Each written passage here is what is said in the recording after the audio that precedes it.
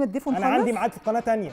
يا ابني اسكت يا فندم انا بكلمها هي. الله، هو انا كل ما اتكلم حضرتك بتردي عليا ليه؟ بكلمها هي. يلا عايزين ننجز بقى. حضرتك ممكن نخش؟ مش داخله. انا هنهي الحلقه يا فندم. اتس اوفر.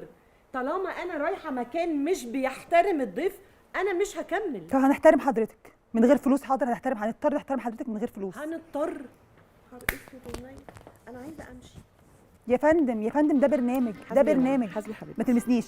طب حسبي. لا لا لا ما تلمسنيش بجد فعلا. اتفضلي مكانك وما تلمسنيش عشان ما تبقاش مشكله. اتفضلي يا فندم. هننهي الحلقه. حضرتك مين؟ طب ممكن تمشيها؟ نعم انا المذيعه يا فندم. ماشي مين ده معانا؟ هو عارف سيستم البرنامج وعارف الضيف اللي دفع وبيحترم الضيف اللي دفع. انا عايزه يعني حضرتك كنت قاعده فين؟ في انا اوضه فوق مستنياني في انا اوضه. اوضه عاديه.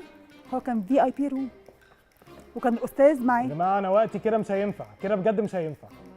انا بجد انا ماسك نفسي بالعافيه. لو سمحتوا يا جماعه تعالوا نخلص بقى. يا ابني تعالوا نخلص بقى. انت اصلا مستفز. تعالوا نخلص بقى لو سمحتوا بقى. روحي خلصي برنامج. ازاي من غير ضيف؟ ما هو عندك الضيف اللي دافع. عايزه مني انا ايه؟ لازم على قفا حد. عايزه المعه على قفا حد يا فندم. امال على مين طيب؟ لو سمحتوا يا استاذه هم دلوقتي 5 دقايق مفيش بديل وهنخلص. لحضرتك. لو في بديل صدقيني انا ما كنتش هتعب نفسي وانزل من نفسي واقف اتحايل عليكي، بس مفيش بديل.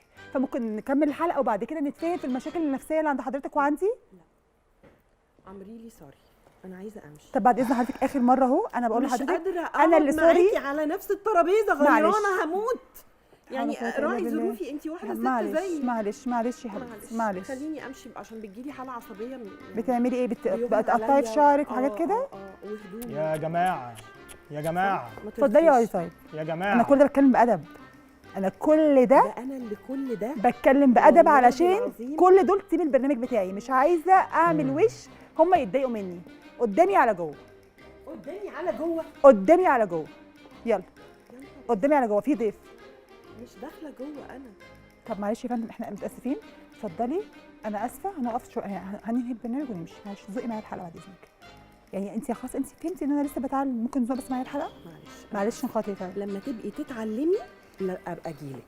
طب خلاص عشان خاطري ماشي الحلقه. عشان انا دي انا هتحاسب عليها. لو الحلقه دي ما طلعتش انا اللي هشيلها من الاخر. انا بمطط عشان الناس بعد اذنك. عشان خاطري حتى لو هتقدمي نصيحه تقدمي نور بعد اذنك. يلا يا نور. انا جايه يا فندم. جايه يا شريف. حتى لو في نصيحه تقدمها لي بره. انت هتمشي وانا اللي هكمل في البرنامج ده. يعني انت عايزه ايه دلوقتي؟ معلش تطلعي بس انهي الحلقه بعد اذنك. ولا تنصحيني بره. انا ما ينفعش تقول لا شغالين معايا بعد كده مش هيحترموني. ممكن تتفضلي يا فندم؟ ما هو انت مش بتحترمي الضيوف بتوعك. معلش